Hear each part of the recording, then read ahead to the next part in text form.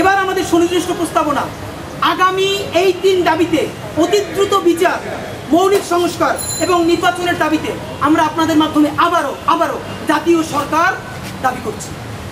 এই জাতীয় সরকার BNP, Jamaat Islami, AB party, ইসলামী আন্দোলন, অধিকার পরিষদ থেকে শুরু করে এনসিপি, অবশ্যই ফ্যাসিবাদ বিরোধী সকল শক্তিকে, রাজনৈতিক শক্তিকে নিয়ে আপনি জাতীয় সরকার করেন।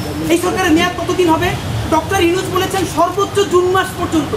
ইলেকশন তো এর আগে আমরাও প্রত্যাশা করি, তাহলে সেটাও 10 মাস। আপনারা যদি পারেন নিজেরা বসে আরও আগে করেন, কিন্তু আগামী 10 মাস হোক, সর্বোচ্চ আগামী জুন মাস হোক। এই একটা বছর এখনও জাতীয় সরকার করার মেয়াদ ফুরিয়ে যায় না। এই ক্ষেত্রে যদি বিএনপি অসহযোগিতা করে তাহলে বিএনপিকে জাতির কাছে জবাবদিহিতা দিতে হবে। জামাত যদি অসহযোগিতা করে জামাতকে দিতে হবে। বরং এইটা আমরা বিএনপিকে অনুরোধ করবো, আজকে বিকেলে বিএনপি এবং জামাতের সামনে প্রধান উপদেষ্টা বসবেন।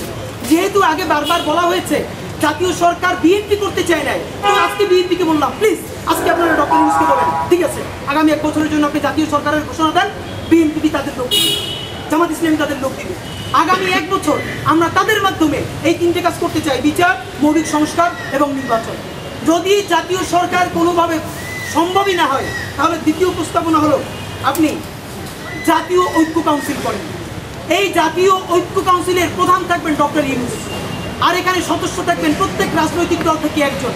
এটার সাংবিধানিক মর্যাদা হবে ক্যাবিনেট, আমাদের যে মন্ত্রী পরিষদ বা উপদেষ্টা পরিষদ সেটার সমান। তারা মন্ত্রী হবেন না, তারা উপদেষ্টা হবেন না, কিন্তু এই উপদেষ্টা পরিষদের ওয়াচডগ হিসেবে কাজ করবেন। তারা প্রত্যেকটা ব্যাপারে কথা বলতে পারবেন।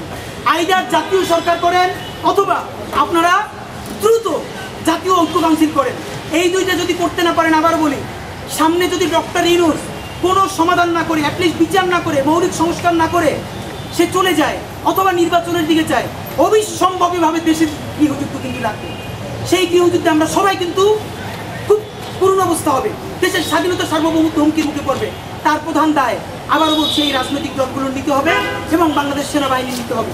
আপনারা জানেন আগামীকালকে শাহবাগে জুলাই ঐক্য যেই সমাবেশ দেখেছে, সেই জুলাই ঐক্যের আমরাও গুরুত্বপূর্ণ পার্ট, ইনকিলাব মঞ্চ, আমরাও সেই সমাবেশে অংশগ্রহণ করব।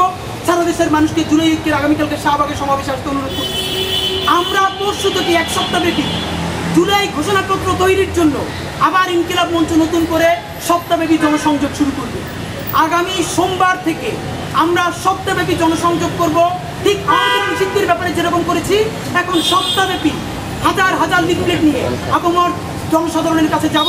জুলাই ঘোষণাপত্র আগামী 25শে জুনের মধ্যে যদি এই সরকার ঘোষণাপত্র দিতে ব্যর্থ হয়, তার দায় শুধু সরকারের না, তার দায় আর্মির, তার দায় বাংলাদেশ রাজনৈতিক দলের। তখন কিন্তু আপনারা জনতার আদালতে দাঁড়াবেন। আমরা আশা করছি 25শে জুনের মধ্যে জাতীয় সরকার হোক, জাতীয় ঐক্য কাউন্সিল হোক, স্থিতিশীল অবস্থা ফিরিয়ে এনে সেনাবাহিনী এই সরকারকে সহযোগিতা করে জুলাই ঘোষণাপত্র তৈরি করা হবে। সে পর্যন্ত আপনারা সবাই সাথে থাকবেন। বাংলাদেশ জিন্দাবাদ, ইনকিলাব জিন্দাবাদ।